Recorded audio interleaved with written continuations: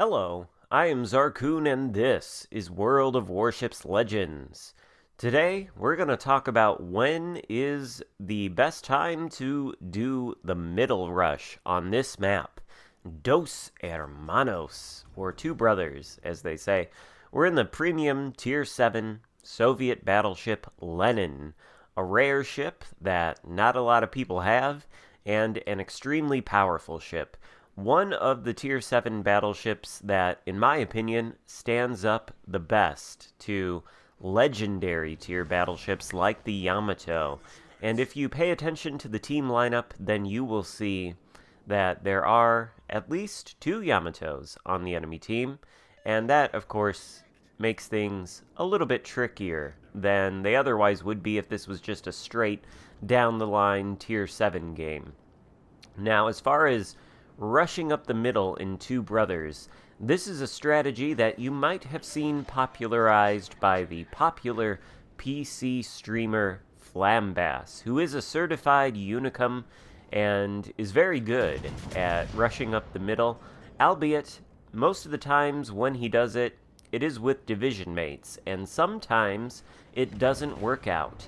The Mighty Jingles has a video that he posted recently. It's a replay from Flambass, and he's in a division with Trenlass and Mr. Gibbons on the PC. They rush up the middle in Two Brothers, and it doesn't work out for them very well. They die pretty quickly. And oftentimes in World of Warships Legends, which is a much more fast-paced version of the PC experience, I suppose, I see players all the time at the start of the match rush up the middle in Two Brothers, only to find themselves in a crossfire when they finally reach the enemy base, and they go down very quickly. So the question is, when is there an appropriate time to rush up the middle in Two Brothers?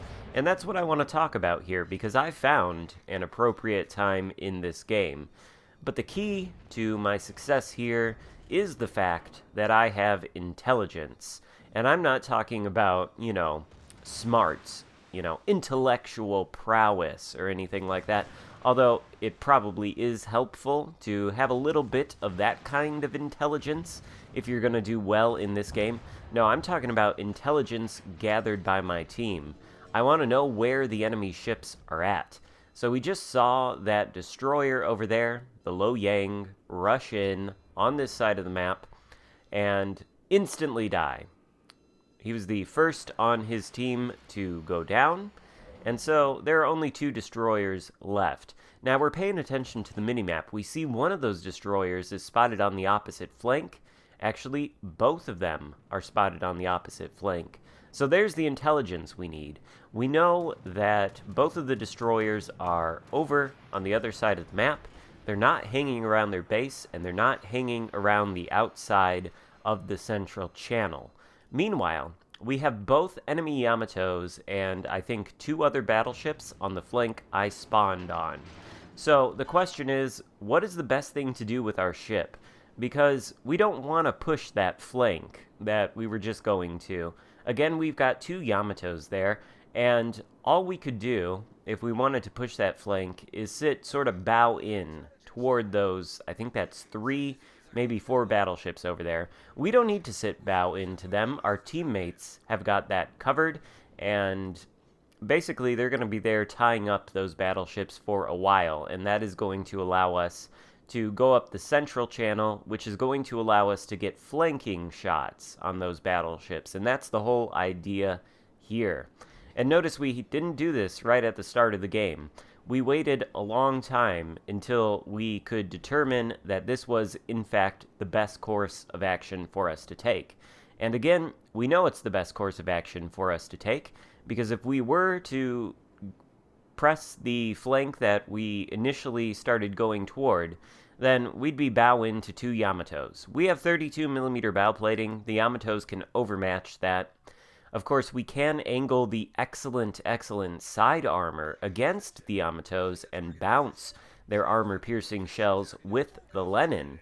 but that becomes difficult if there are 3 battleships shooting at you and you're bow on to them. So instead, we're going to go up the middle and we're going to try to get flanks on these guys. Now, this is a risky move. There is, of course, an aircraft carrier on the enemy team, and we are spotted by planes, even though it's through the islands. They really need to fix that. Planes should not be spotting ships through islands.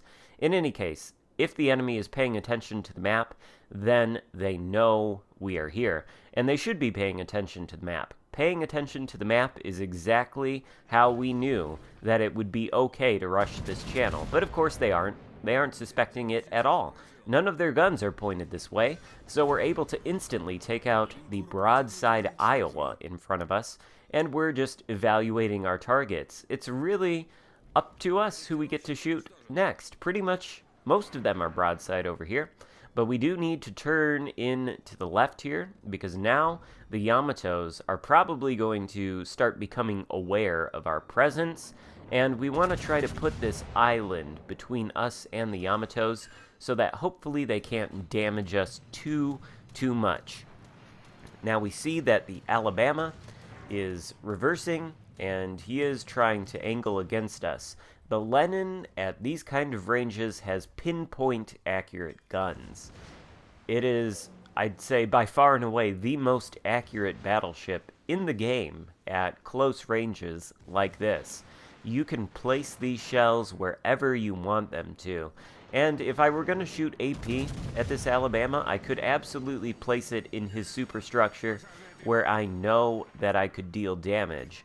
But one thing about the Lenin that perhaps a lot of people don't appreciate is that the high explosive is also extremely good. It may not have a huge alpha strike like the British high explosive battleship shells, but it does have a really good fire chance like the British battleship high explosive. So there's 2 salvos against that Alabama with 3 fires lit, and we are easily able to take him down. Now we reverse behind this island here for a little bit of respite as the Yamato moves in toward us. If the Yamato is going to be bow on to us, there's not too much we can do to him, but again, he can overmatch our bow. And now he's very aware of us, but our push down the middle here has allowed us to take out 2 of the enemy ships, and now our team outnumbers the enemies. But the flank on the other side of the map where the 2 destroyers were located is, or potentially it would be, collapsing, if not for our presence here. Our presence here has enticed this gearing to come back to the base. And because he got so close to the channel, well, that was his downfall. Now the Yamato, he's pulling away, going behind the islands over here, which is great. It means he can't shoot at us. Not sure why he's being so hesitant. Oh, I guess it's because he's being chased by a legendary tier destroyer on our team over there. Fine with me. That opens up the enemy aircraft carrier, who is spotted to take some punishment. And I do enjoy doling out punishment to aircraft carriers because, frankly, if they get into a position where they are spotted and able to be shot at, then they deserve that punishment. No offense to that CV player. I'm pretty sure that is somebody who watches the channel and got in during the count-ins for this particular stream. In any case, he goes down, and here is the Yamato, who did achieve some momentary safety by moving his ship where he did, but now, well, now he's broadside, and frankly, it's just a matter of luck that not all 9 of those shells struck his citadel and dev-struck him. He's one of only 2 ships left on the enemy team. The other one is near our base. And meanwhile, my team, who spawned on the flank that I was initially going down, are no longer prevented from pushing straight into the enemy base. The only question is, how effectively can we brawl with this Yamato? And the answer is pretty effectively. Unfortunately, we're making a little bit of an error here. We can't quite turn to angle our side armor against the Yamato effectively. So at this kind of range, he could absolutely blap us in one salvo, but somehow he screws up on the aim with the front 2 guns, and he's not able to do it. Our guns are reloaded as we turn flat broadside to him, and we get the killing blow into his citadel as he takes us out. So we trade our Lenin for essentially 3 battleships on the enemy team by rushing up the middle of 2 brothers, breaking up the monotony on the bow-in reverse battleship meta that I always find so boring and annoying, and we give our team the opportunity to get inside of the enemy base, while the final remaining enemy battleship is outside of our base in a long-range duel with the friendly Tirpitz. And it really doesn't matter what that enemy battleship does. He can get into our base if he wants, but the Tirpitz isn't going down anytime soon. He'll be able to continually reset that guy. Meanwhile, we've got 3 of our ships in the enemy base, so it's only a matter of a short time before we're able to cap the base and seal off the game with our victory. We finished the game, of course, with 160,000 damage done, the high caliber medal, and 3 kills. And hopefully this gives you a bit of an idea of perhaps the parameters that you need to look for if you want to make a successful mid-rush down 2 brothers. Basically, just take it from this video. At the start of the game, not a good idea. Wait until you've got some intelligence. Evaluate the position of the enemy ships on the map and see if there is a clear opening in the enemy base for you to push into it. What you don't want to do is not know where any of the ships are and push into a destroyer waiting for you at the end of the channel, or push into a crossfire. If you can determine that no such threat awaits you on the other side of the channel, then sometimes it can be very beneficial indeed to rush up the channel. But it's not going to be available to you every time you play 2 brothers. It's just an interesting thing you can do on this map, and sometimes, as is the case here, it will pay off. So I hope you enjoyed the video. If so, give it a thumbs up. Thank you so much for watching, and I will see you next time. Goodbye.